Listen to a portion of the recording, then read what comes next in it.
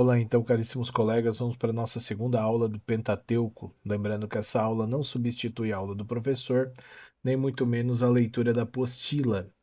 Hoje nós vamos estudar sobre o livro do Gênesis, especialmente a parte que fala sobre as origens do mundo, da humanidade, do pecado, dos povos e do povo de Deus. Primeiro ponto importante é entender que o Gênesis não é um livro de ciências. Ele não foi escrito para explicar física, biologia ou astronomia. Ele foi escrito para responder com linguagem de fé perguntas profundas que todo ser humano faz: de onde viemos, quem criou tudo, qual o sentido da vida e de onde veio o mal. Nos primeiros capítulos, a Bíblia apresenta Deus como Criador, poderoso e único. Diferente de muitos povos antigos que explicavam a criação por meio de vários deuses, o povo hebreu afirmava que existe um só Deus, Senhor da história e Criador de tudo. O material mostra que os dois primeiros capítulos do Gênesis possuem duas tradições principais, uma chamada sacerdotal, ligada aos sacerdotes, e outra chamada javista, que usa o nome de Javé para Deus. Isso ajuda a entender por que existem diferenças de estilo dentro do próprio texto. Outro ponto essencial: quando falamos em mito na Bíblia, não estamos dizendo mentira. Mito aqui significa uma narrativa simbólica que tenta explicar grandes mistérios da vida. É como se fosse uma primeira forma de filosofia religiosa. O mito procura responder aquilo que a ciência naquela época ainda não explicava. Por isso, o Gênesis usa uma linguagem simbólica: céu, terra, águas, luz, trevas, barro, sopro da vida, jardim, árvore, serpente. Tudo isso comunica verdades religiosas profundas. A mensagem principal não é como Deus criou em detalhes científicos, mas sim, tudo vem de Deus, tudo tem sentido, e o ser humano tem liberdade e responsabilidade. O material também compara o Gênesis com os relatos antigos da Mesopotâmia, como Astra Aziz, o Gilgamesh e o Enoma Elish. Esses textos aparecem em temas parecidos, como dilúvio, barcos, animais, monte, serpente, busca pela imortalidade e criação a partir do caos. Isso mostra que o Gênesis dialoga com a cultura do Antigo Oriente, mas dá uma resposta própria, não politeísta, mas monoteísta. Depois, o texto fala da relação entre a Bíblia e a ciência. Antigamente, muitos liam o relato da criação ao pé da letra. Hoje, com os estudos bíblicos, arqueológicos e científicos, entende-se melhor que o Gênesis tem uma intenção teológica simbólica, não científica.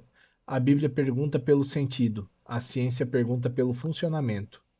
A ciência investiga, por exemplo, a origem do universo, as partículas, a matéria escura, a energia escura e experiências como o grande acelerador de partículas.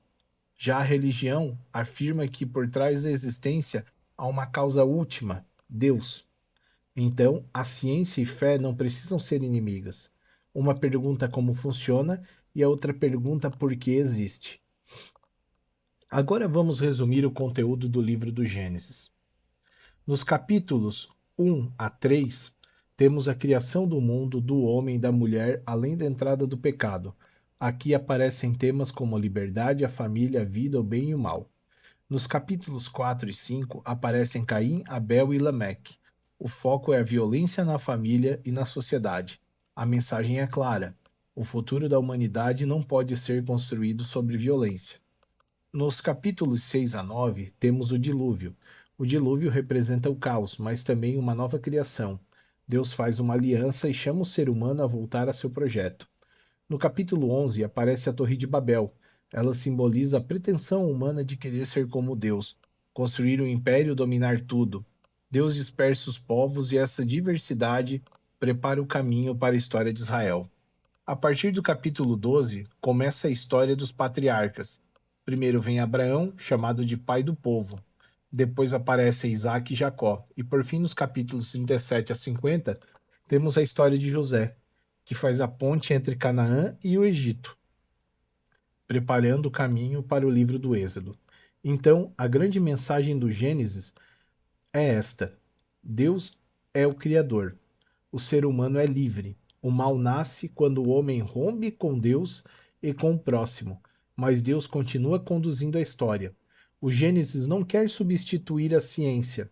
Ele quer mostrar que a vida tem origem, sentido, responsabilidade e esperança. Então o professor ele coloca no final, lá no fórum de partilha, duas perguntas. A primeira pergunta é: escreva 3 características de um mito. Então, de acordo com o texto da apostila, o mito possui 3 características principais. A primeira característica: explica os mistérios da vida e do mundo.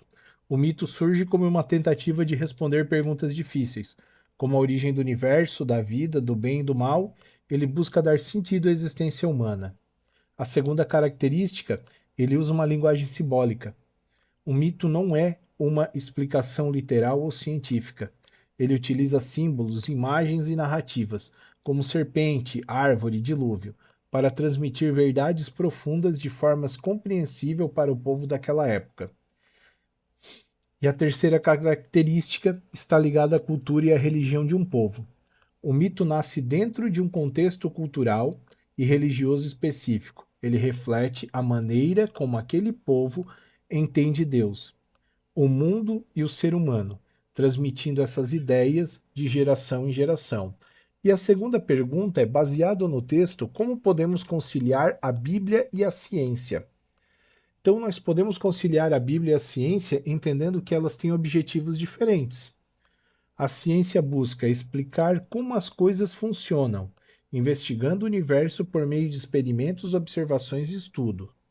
A Bíblia busca explicar o sentido das coisas, ou seja, porquê da existência,